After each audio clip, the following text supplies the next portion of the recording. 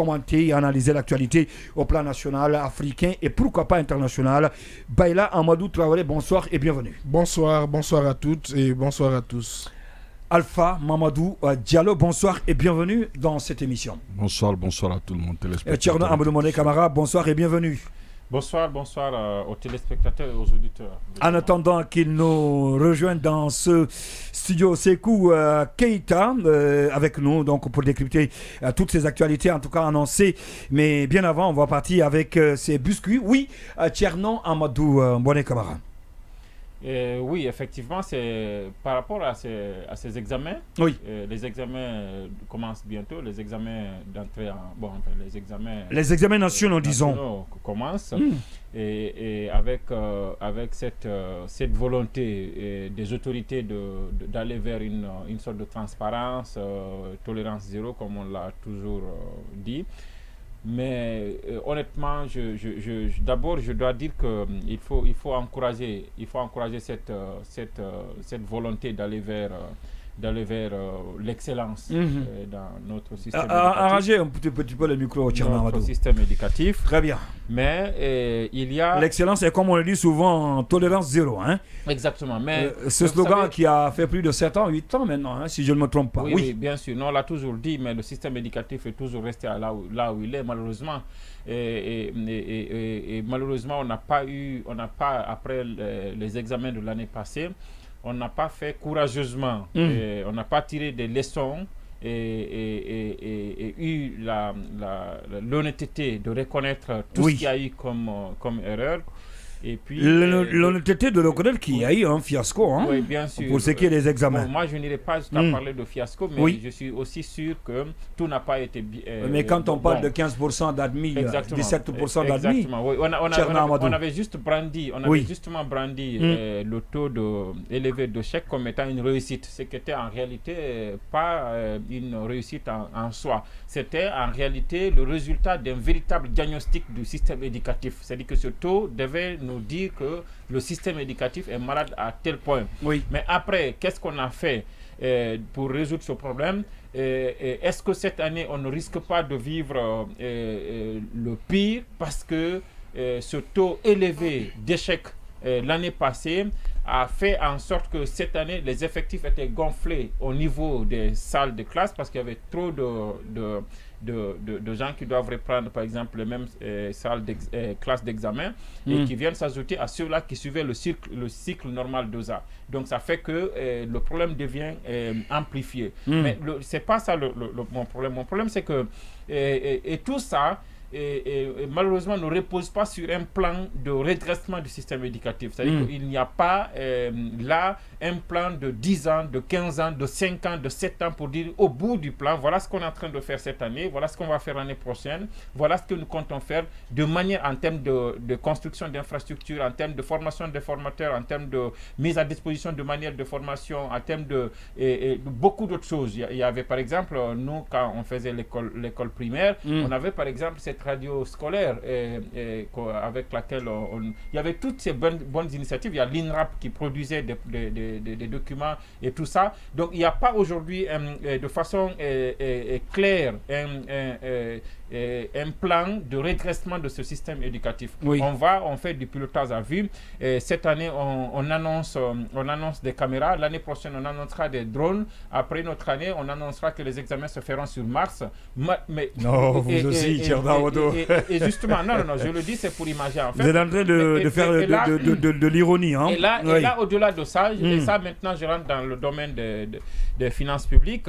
Et vous avez vu qu'on nous annonce, par exemple, cette année des caméras de surveillance. Oui. Mais vous savez, en matière de finances publiques, il y a l'opportunité de la dépense. Oui. Il y a ce qu'on appelle la gabésie. Oui. Que le fait qu'on est-ce que la dépense est l'opportunité? Est-ce qu'aujourd'hui, on est en termes avec tous les défis qu'on a dans d'autres secteurs, et au-delà du secteur éducatif lui-même, et le peu de ressources que nous avons, est-ce que nous sommes à un niveau où nous pouvons nous permettre ce luxe d'installer des caméras de surveillance dans des écoles pour faire des examens scolaires? Je me pose cette question. Est-ce qu'on le fait parce qu'on veut rendre crédibles nos examens? Est-ce qu'on le fait parce qu'on veut quand même engager de dépenses publiques et profiter de ces dépenses-là pour se faire une marge? Et toutes ces questions sont valables. Moi, je ne trouvais pas la nécessité d'aller à installer des caméras. Des caméras, c'était pas important. On n'est pas arrivé à ce niveau-là. Pour vous. Il y a tellement de défis aujourd'hui. On est en train de courir derrière 6 000 milliards.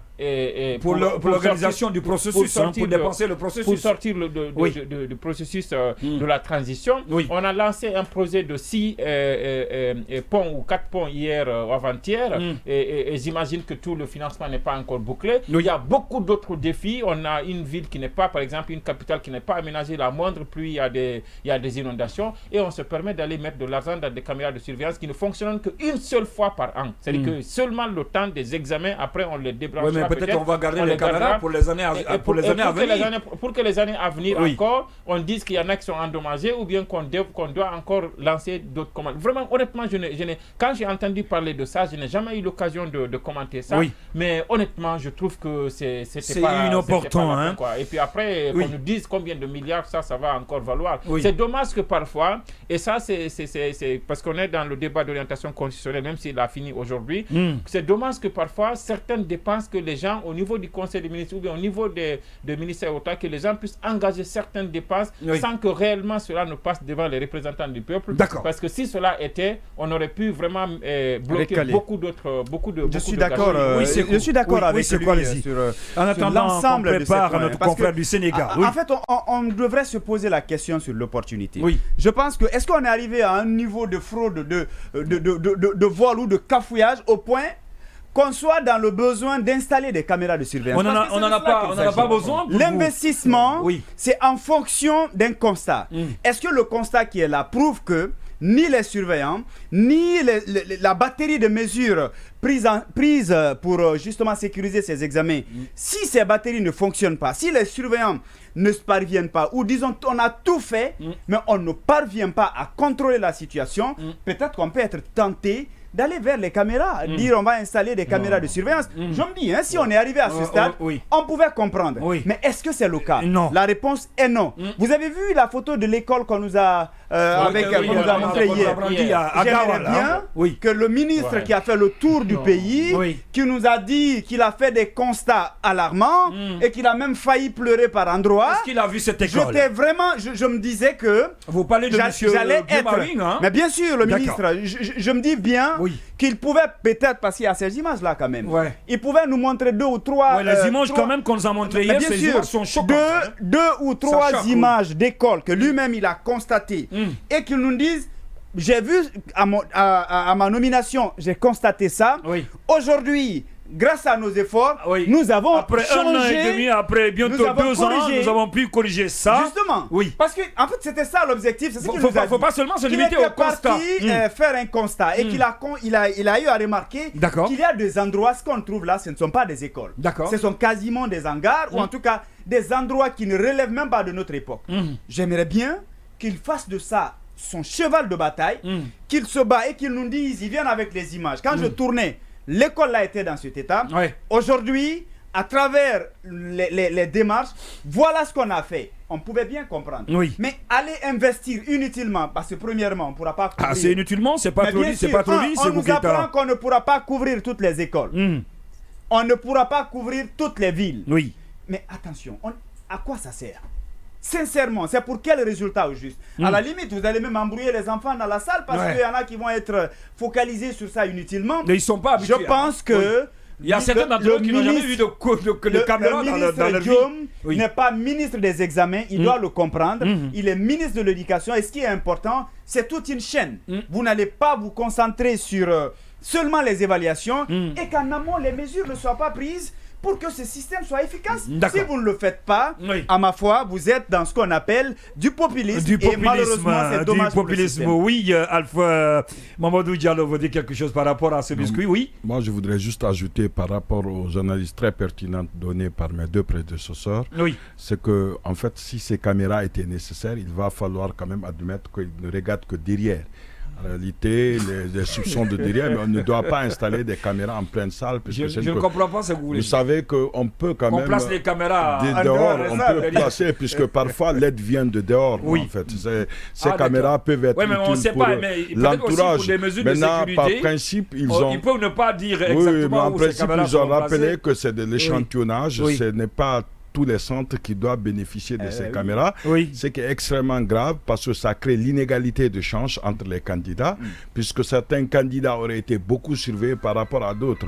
Moi, je trouve que plus pertinent que cet argent qui va être utilisé pour des caméras, qu'elle soit redistribuée entre les surveillants. Pour les PMI, je pense qu'ils ont 400 000 ou pas 500 000. Oui. Si ces prix des caméras étaient ajoutés objectivement, ils pouvaient avoir 1 million après le scénario. Oui. Ils seraient plus honnêtes. Pour empêcher aux élèves de cotiser aux voilà, et surveillants. ne pas être tentés à récolter les bics et avoir de l'argent auprès des gens qu'ils surveillent. Donc ça même, il faut réfléchir. Et d'ailleurs, moi, je trouve que la caméra, c'est quand même un doute sur le surveillant. C'est comme si on surveillait le surveillant. Après, le surveillant va surveiller les élèves. C'est ce que je dis. C'est extrêmement, on crée des doutes. Il y a un délégué, il y a un superviseur. D'abord, il y a quand même à tout moment, il fait le tour des salles. il y a un scénario qui ne rassure pas, la chorégraphie ne rassure pas. D'abord, on surveille le surveillant, ceux qui sont délégués. Un mois avant, ils rentrent dans des centres extrêmement graves où il n'appelle plus sa femme. Mais on va aller pas avec le biscuit de Sékou Keita, oui. Donc, entre-temps, vous savez que certains rentrent, je ne sais pas, un mois, selon ce que le représentant disait ici. Oui. Donc, ils vont aussi prêter serment, ce qui n'est pas légal.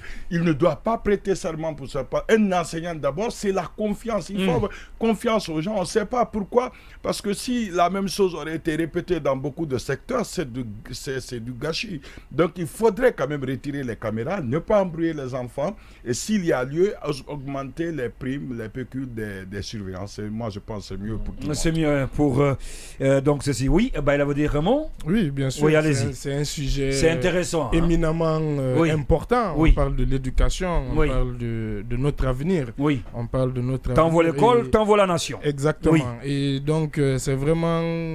moi, je ne vais pas en rajouter sur ce qu'ils ont dit. Je suis parfaitement d'accord aussi. Oui. Les Vous caméras n'êtes pas de pour surveillance... l'installation des caméras de surveillance. Voilà, non, plus globalement, Oui. moi je ne suis pas pour ce focus incroyable qu'on met au niveau des examens au détriment de l'essentiel. L'essentiel, c'est quoi? Les examens ne sont que l'aboutissement d'un processus qui commence en début d'année scolaire. Qu'est-ce qui a été fait? Moi, je veux bien savoir, je pose la question en toute bonne foi. Qu'est-ce qui a été fait concrètement au niveau des programmes scolaires pour amender les programmes scolaires en termes d'enseignants? Combien d'enseignants ont été formés? Combien d'enseignants ont été déployés sur le terrain? Est-ce que combien de dépenses on a mis dans les rénovations, dans les constructions d'écoles? Voilà les sujets essentiels. Et j'ai l'impression effectivement que chaque année, c'est toujours la même chose. Au niveau des examens, on fait toujours beaucoup de bruit. Et j'ai été vraiment gêné aujourd'hui sur les réseaux sociaux en voyant une vidéo du ministre de l'Éducation, Guillaume Aving, qui en plus des caméras annonce ils ont mis en place une application avec un QR code. C'est une application avec un QR code qui permettrait à travers la photo de sujets qui auraient fui, de pouvoir remonter, détecter pour savoir et savoir d'où est partie la fraude. D'où est partie la fraude. Et mais ça, ce n'est pas autant, ça, ce n'est pas mal. Avec, selon ces mots, une précision mathématique. Et si ça, ce n'est pas mal, la question n'est pas de savoir si c'est pas mal, monsieur Ndoye. La question déjà est de savoir est-ce que c'est possible. La possibilité. Voilà, la faisabilité. Voilà, la faisabilité et aussi aussi, bien évidemment, combien aussi, si c'est vraiment une application, combien a été mis dans cette application. Oui. Et petit détail, on va évoluer. et petit détail aussi qui m'a intéressé, je termine par là, c'était que lors de la communication du ministre, il arborait un écouteur, les écouteurs sans fil. J'ai trouvé cela pas très commode, pas très approprié avec le cadre. Oui, avec le cadre, avec son titre aussi. Bon, avec son le statut cadre, de ministre. Avec le cadre surtout, on est en conférence de presse. Bon, en tout cas, je trouve qu'il y a vraiment des choses à redire au niveau de l'éducation. Si on veut fondamentalement changer aussi la Guinée, la refondation de l'éducation doit forcément passer par là. La refondation de l'éducation doit forcément passer par là. Oui, Tierno, en 30 secondes, on va aller avec Sékou et puis on va se transporter au Sénégal. Oui, en 30 secondes. Vous savez, il parlait tout à l'heure de ce Tarzan qu'on aurait pu utiliser pour améliorer la prime des surveillants au clan. Mais il y a 10 000 autres coins où on peut mettre ce Tarzan. Vous voyez par exemple sur le territoire national. Moi, je suis allé à Womé après les événements qui ont coûté la vie à mes confrères, à Womé, qui étaient à Zélékol et tout ça. Oui. Le seul et les autorités aussi administratives. Le seul enseignant de l'école, c'est ce qu'on appelle les enseignants contre. Bon, Womé, ça c'est loin. Si je viens de mon village, de Ambonnet, je suis allé, j'ai remarqué que mon petit neveu, il ne partait pas à l'école. J'ai cherché à comprendre ce qui se passait. On disait que les gens, ils ne partent pas à l'école. Parce qu'en réalité, ce qui se passe, ce sont des enseignants contractuels qui sont là, très souvent qui sont pris en charge par les communautés. Et ces communautés-là n'ont pas tout le temps les moyens pour prendre en charge ces enseignants contractuels. Donc, il y a des endroits dans le pays où il y a une école, il y a des élèves, mais il n'y a pas d'enseignants. Il y a des endroits où il y a des enfants, où il n'y a pas d'école. À Koundara voisin, moi j'ai vu à Koundara ville, au centre-ville de Koundara, j'ai vu des enfants étudier sous un hangar. Même avant-hier, il y a l'autre confrère, ça c'est très fréquent. Des images dans ce sens. Mais on laisse tout ça, on prend l'argent, on le met dans des caméras. Merci à vous.